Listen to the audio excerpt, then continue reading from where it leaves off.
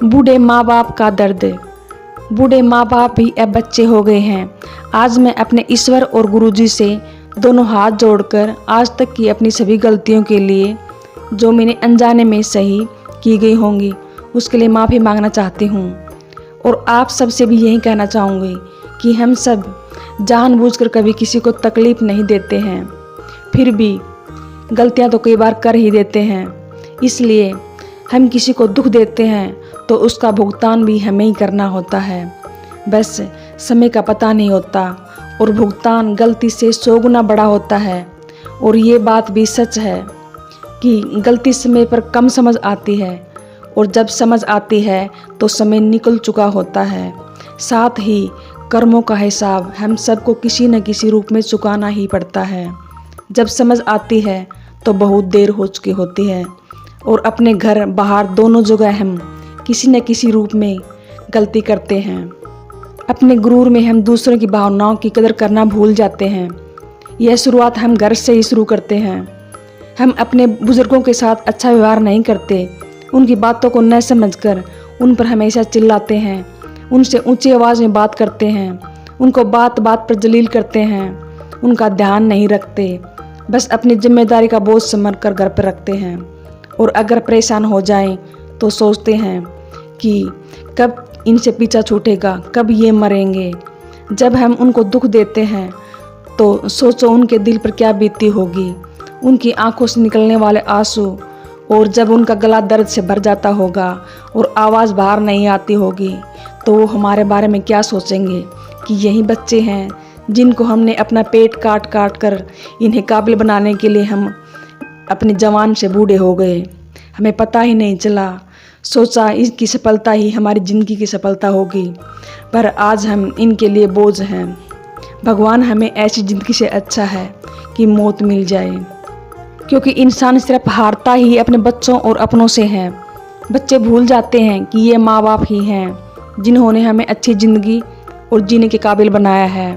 हम जितना प्यार अपने बच्चों से करते हैं, क्या उतना प्यार अपने बूढ़े माँ बाप से करते हैं?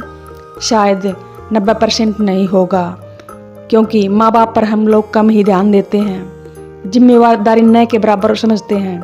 और अगर माँ बाप बीमार हो जाएं तो बच्चों पर खास फर्क नहीं पड़ता, बस एक जिम्मेदारी के साथ इलाज करते हैं और उसमें भी सोचते हैं कि कम पैसों में या मुफ्त में इनका इलाज हो जाए तो अच्छा है। अगर अपनी औलाद बीमार हो जाए तो अच्छे से अच्छा डॉक्टर खोजने लग जाते हैं।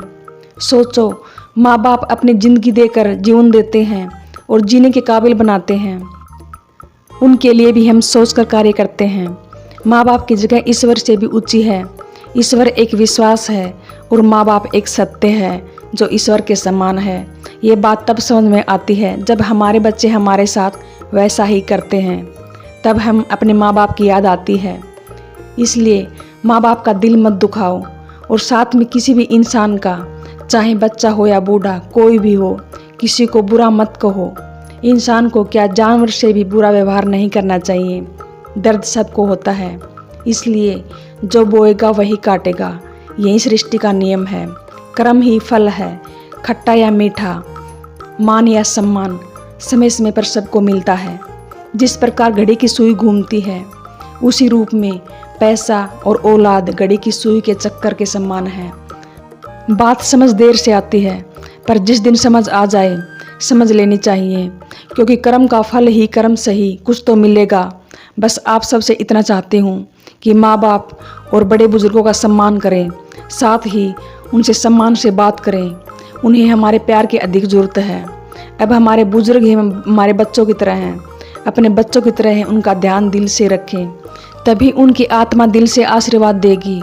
यह हमारा कर्तव्य भी है। अगर हम सब मिलकर सोचें तो कोई माँ बाप दुखी नहीं रहेगा और इस धरती माँ की गोद में कोई अनाथ आश्रम न होगा।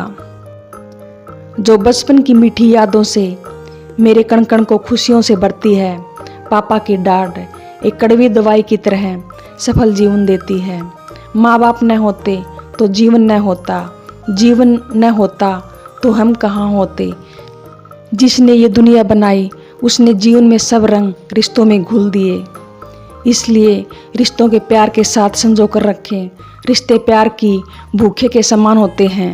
ऊपर वाला रिश्ते बनाता है और हम कितनी अहमियत से रिश्ते निभाते हैं ये हम पर है।